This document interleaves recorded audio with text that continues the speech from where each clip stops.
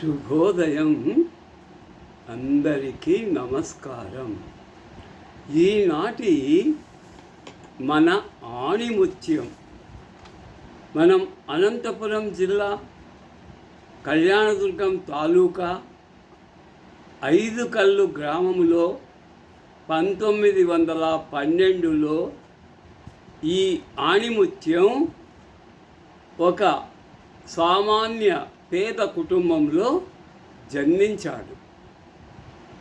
ఆయనే 5 కల్లు సదాశివన్గా మన జిల్లాలో, మన రాష్ట్రంలో, ఉభయ రాష్ట్రాలలో, భారతదేశంలోనే ఒక ప్రముఖ కమ్యూనిస్టు నాయకునిగా, ఒక హరిజనోద్ధారకునిగా, స్వాతంత్ర సమర యోధునిగా వినుతికెక్కారు మన 5 కల్ సదాశివన్. ఆయన కేవలం స్కూల్ ఫైనల్ వరకు, అంటే ఎస్ఎస్ఎల్సి వరకు చదువుకున్నారు.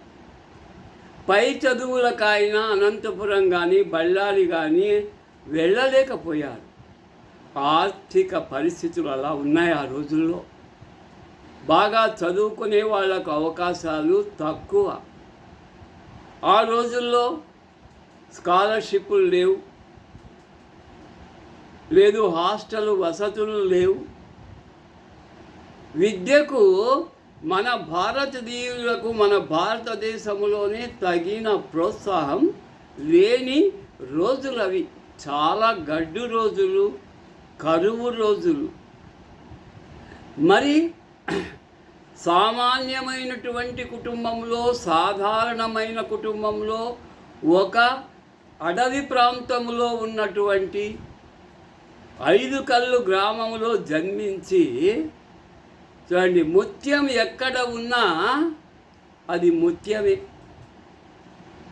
దాని గొప్పతనం ప్రపంచానికే అర్థమవుతుంది, ముత్యం యొక్క విలువ. కాబట్టి ఈనాటి ఆణిముత్యం మన 5 కల్లు సదాశివన్, మన ప్రాంతానికి చెందినవాడు. ఇక ఈయన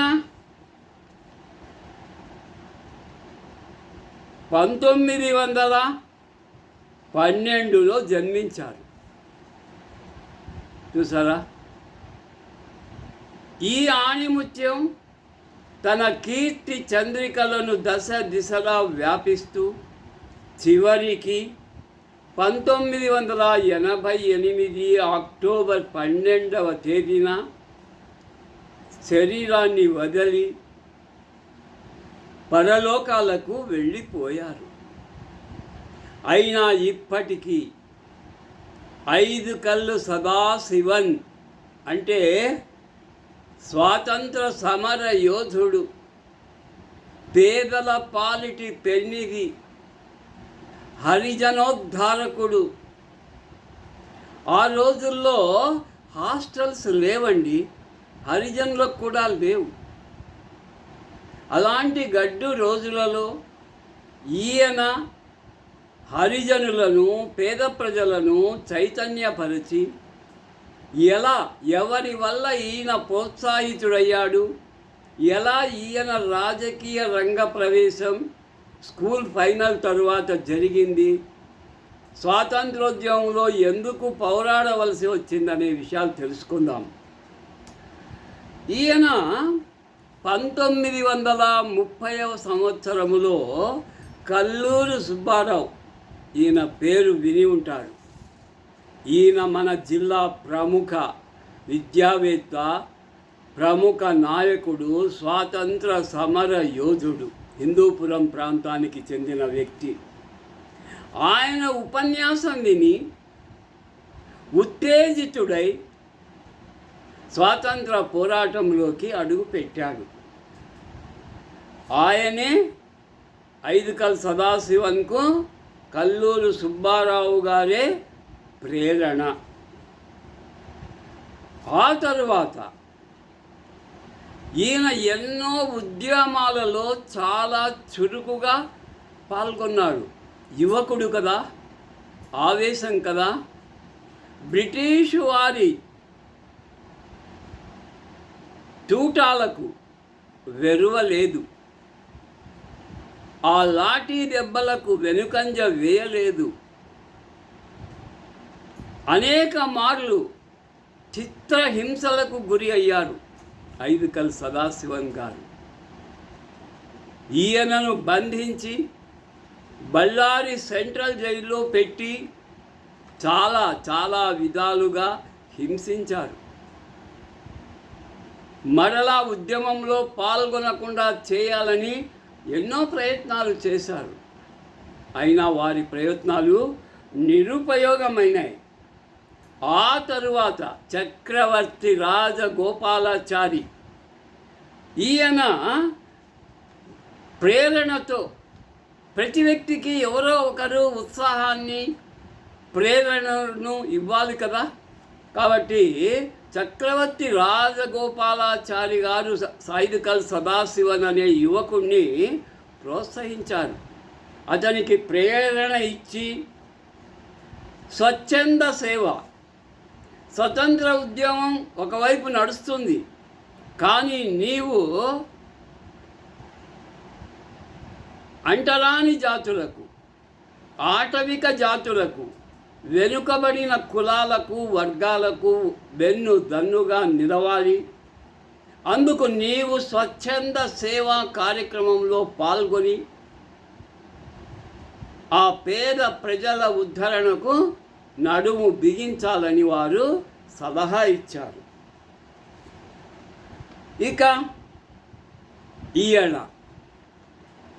ఒక వ్యక్తిగా, ఒక శక్తిగా మారడానికి శిక్షణా శిబిరాలు, ఎక్కడ శిక్షణా శిబిరాలు జరిగినా ఈయన పాల్గొనేవాడు. ఆ శిక్షణ శిబిరాలలో సుశిక్షితుడైన సైనికునిగా ఈయన తయారయ్యాడు.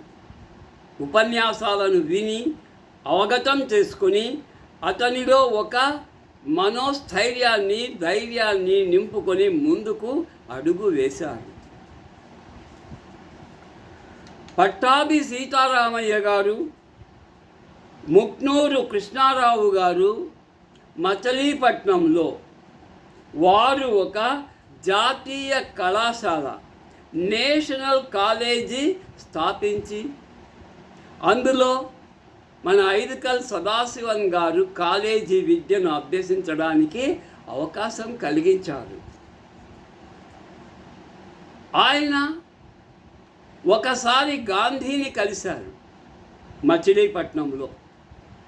గాంధీ గారు మచిలీపట్నానికి వచ్చినప్పుడు సదాశివన్ గారు గాంధీని కలిశారు. అప్పటికే గాంధీ గారి చెవిలో యువకుడైన సదాశివన్ యొక్క సాహసోపేతమైనటువంటి పనులు, ఉద్యమాలు, ముఖ్యంగా హరిజనోద్ధరణకై ఆయన చేసినటువంటి సేవా కార్యక్రమాల గురించి విన్నారు, విని ప్రోత్సహించారు.